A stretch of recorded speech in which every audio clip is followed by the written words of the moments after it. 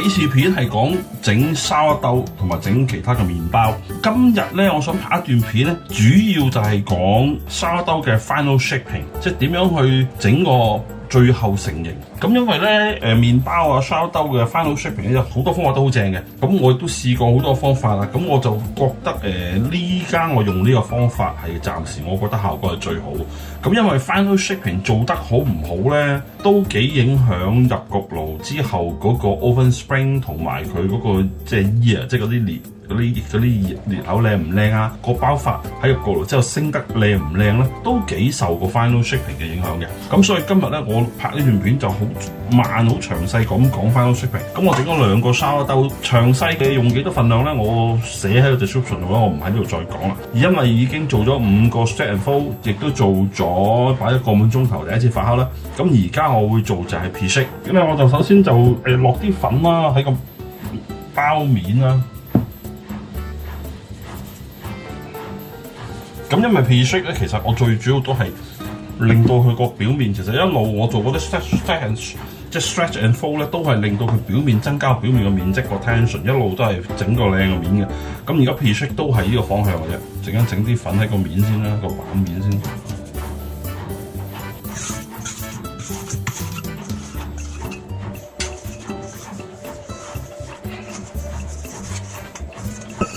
因為呢個 pre-shake 咯，所以就唔使執到好靚嘅，一陣稍後做 final shake 先整靚嘅啫。咁我而家就會盡量咁樣，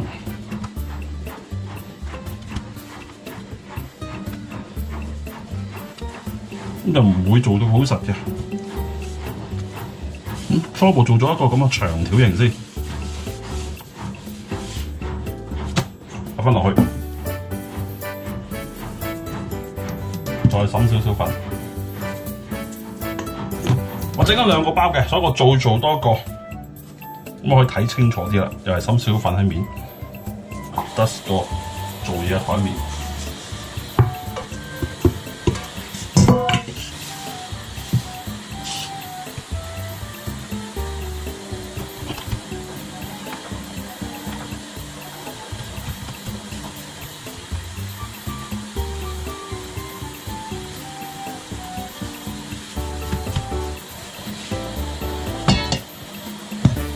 個 pre-shake 做基本上做完㗎啦，擺翻1個鐘頭之後先做個 final shake。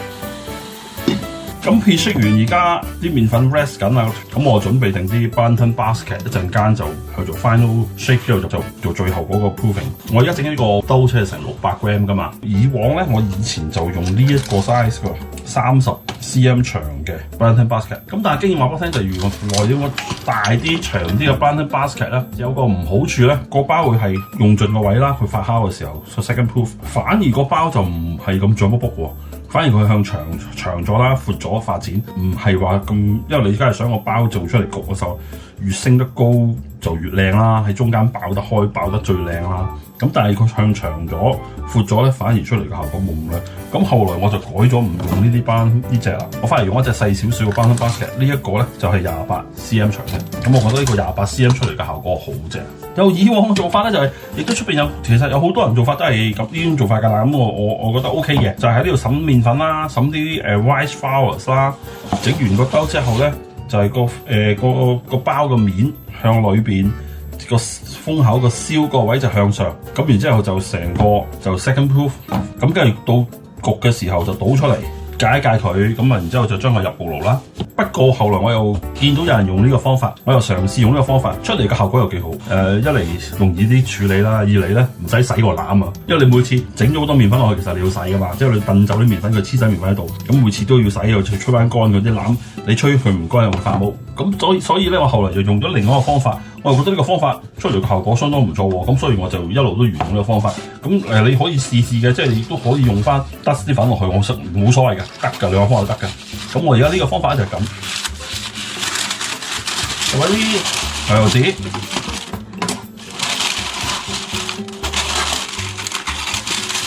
咁跟住咧就將牛油紙咧就擺喺個籃度。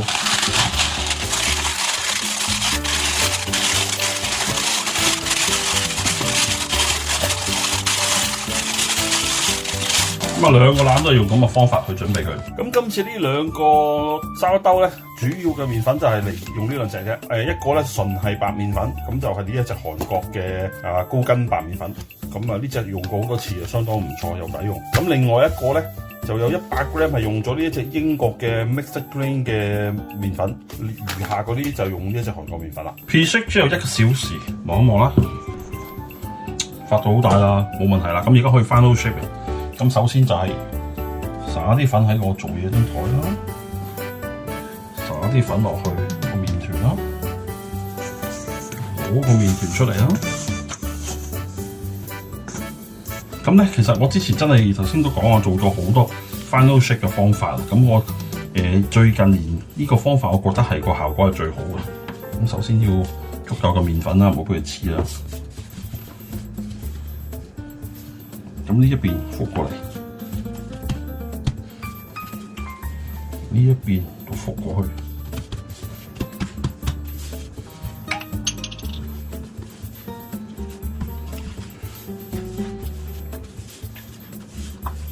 嗱，以前咧咁就可能已經入籃噶啦，但係我而家咧就會做多少少喎。我而家咁樣唔會入籃住喎。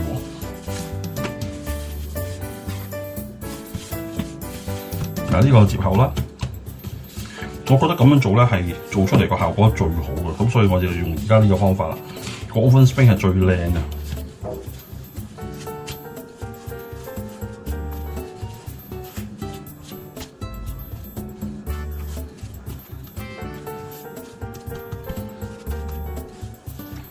跟住咧，手指 make sure 唔會黐啦，喺呢度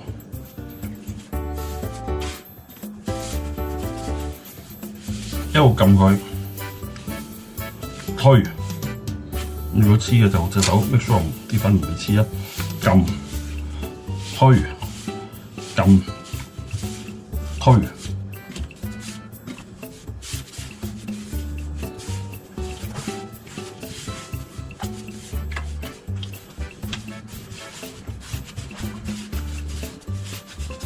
咁我就覺得咁樣係最正嘅。咁個接口其實就喺呢一度啦。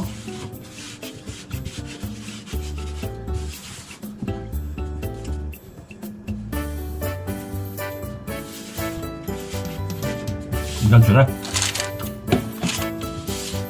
就將佢咁樣入籃，個面包面向上，接口向下。咁呢個就係我最近嘅做法，覺得出嚟呢個效果係相當唔錯嘅。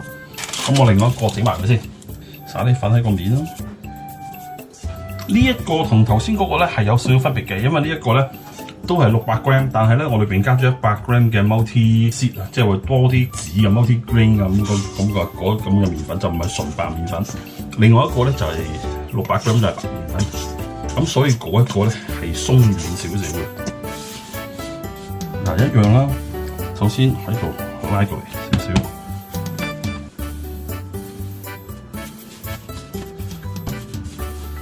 跟住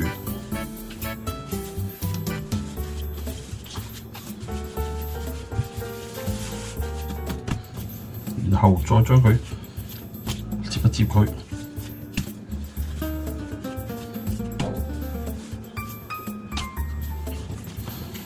跟住掹個頭出少少，撳。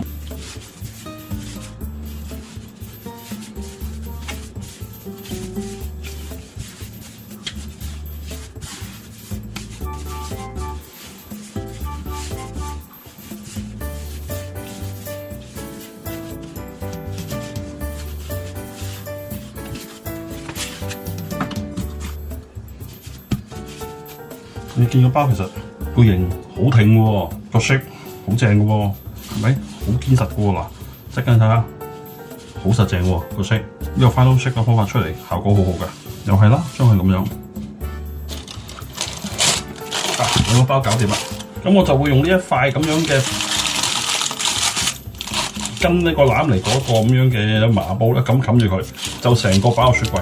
咁而家已經係夜晚黑嘅8點。我會雪到聽日嘅大約中午2點零鐘度就開始焗佢，即係少有18個鐘頭到啦，16、8個鐘頭到都差唔多啦。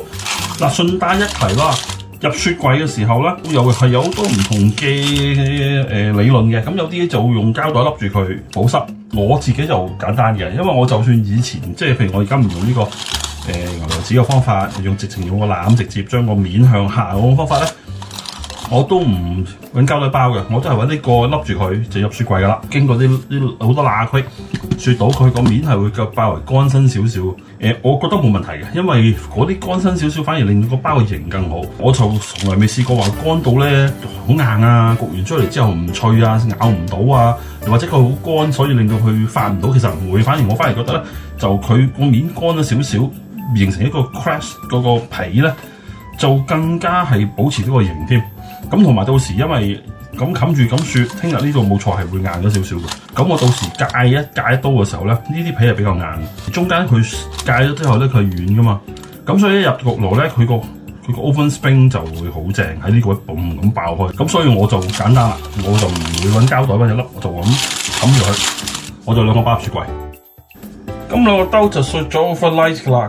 有人嘅做法咧係用一啲叫做 Dutch oven， 即係用一啲生鐵煲咧去熱咗個生鐵煲，再將個兜擺落去。咁我就以前用過呢個方法，咁懶啦，因為啲生鐵煲嗰位重啊，搬出又搬入。我就而家用呢個方法就 stone grill，咁我覺得呢個方法我一路都做到好好效果，咁所以我就用呢個方法啦。咁用 stone grill 咧就係需要一塊 pizza stone 啦。我呢塊 pizza stone 就好 fit 我個焗爐啊。咁我前咗一塊細塊少少㗎啦，咁就咁大塊。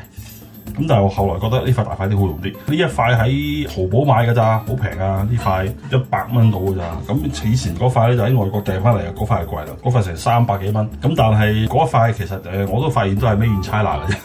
咁所以咧，既然都係 Made in China，我喺淘寶買算。咁呢啲 pizza stone 其實都係啲人造石嚟嘅，咁佢其實係啲 clay 嚟嘅，即係嗰啲類似嗰啲即係啲點講啊，嗰啲瓷器嗰類嘢去做出嚟嘅，有啲污漬咁正常啊，咁我要搞佢好簡單，咪揾水沖下佢咯。咁我而家準備焗麵包之前，我咪沖下佢咯。我就唔係焗完麵包之後先沖啊，焗麵包之前沖。咁呢啲 pizza stone記住唔好揾洗潔精洗喎，因為嗰洗潔精洗咧，佢會索到啲味入去喎，你揾水沖得㗎啦。因為焗完之後，佢就可能會有啲麵粉啊咁黐咗喺度啦，咁又好熱，咁唔好搞佢住咯。我就通常好鬼懶嘅，咁我擺佢喺焗爐度，咁啊到用嗰陣時嗰日咁啊洗佢咯，咁啊洗佢就一 heat 一翻佢，咁咪令到個焗爐裏邊更加多啲蒸氣咯。咁用 pizza stone記住一樣嘢要好小心嘅就係咧，佢焗完之後咧，仍然都係好熱嘅，咁仲有一排全熱嘅，咁所以就要小心唔好辣親自己啦。咁跟住講講我焗爐 set 啦，話好簡單嘅啫。咁我要擺塊 pizza stone 啦，咁啊上一格就擺 pizza stone。咁我亦都下面擺個 tray。咁我而家需要 preheat 焗爐，咁我就會將個焗爐校到最熱，再個溫度計 check 下裏邊嘅溫度。preheat 30分鐘先咯 ，preheat 咗30分鐘，咁而家咧就焗第一個，成個攞出嚟擺喺度，嗱個籃好鬼乾淨咯，唔使洗咯，掃一掃面頭啲粉，咁用一把呢啲刀片，呢一把就喺 eBay 買啦，個皮係比較硬啲㗎，但係唔緊要，我經驗話俾我聽冇問題。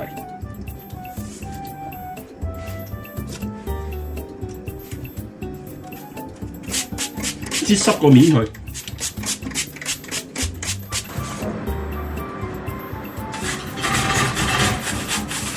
再擠一啲水，焗盤，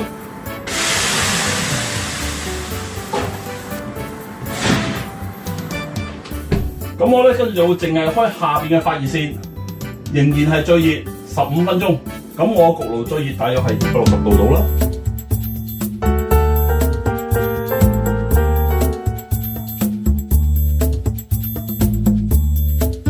夠咗15分鐘，咁我而家就會將佢轉做風，咁同時間亦都將個 temperature 咧調到去210度 ，total 咧就要再焗多30分鐘啊！但係咧我就會焗15分鐘先，咁跟住咧就會係轉一轉身佢，等佢燒得均勻啲。咁所以我 set 咗15分鐘 timer， 夠咗15分鐘，咁我呢個時候就會將個包反一反佢，睇落都相當靚仔喎，轉一轉面等佢均勻啲。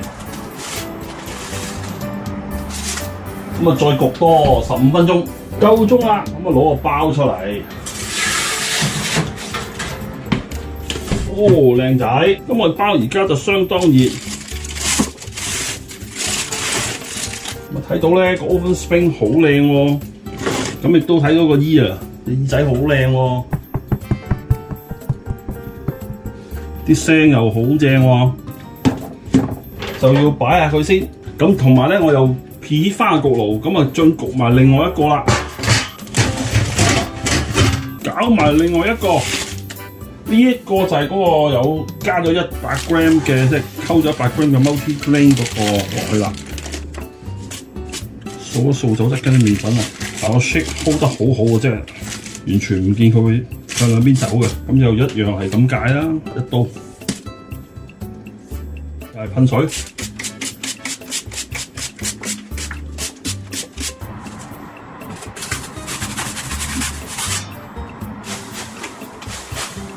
呢一塊 pizza 鏟都係喺淘寶買嘅，好平嘅啫。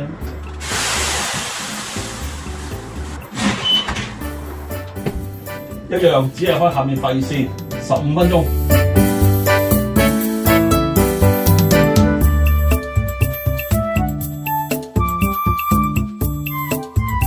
夠咗15分鐘 fan mode， 咁啊校翻落去210度15分鐘。好，15分鐘，咁啊將個包轉一轉身佢咯。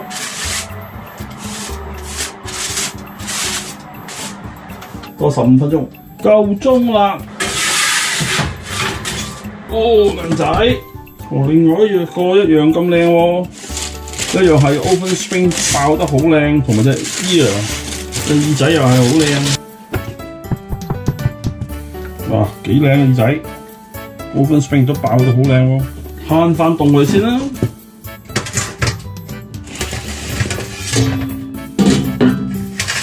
攤凍晒啦，咁啊切開睇睇裏邊點樣，話你聽聲，嗦嗦脆。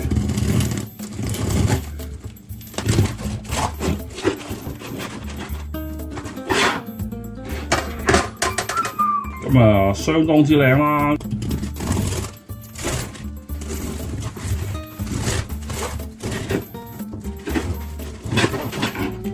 一樣咁靚仔，相當成功，裏邊好 soft。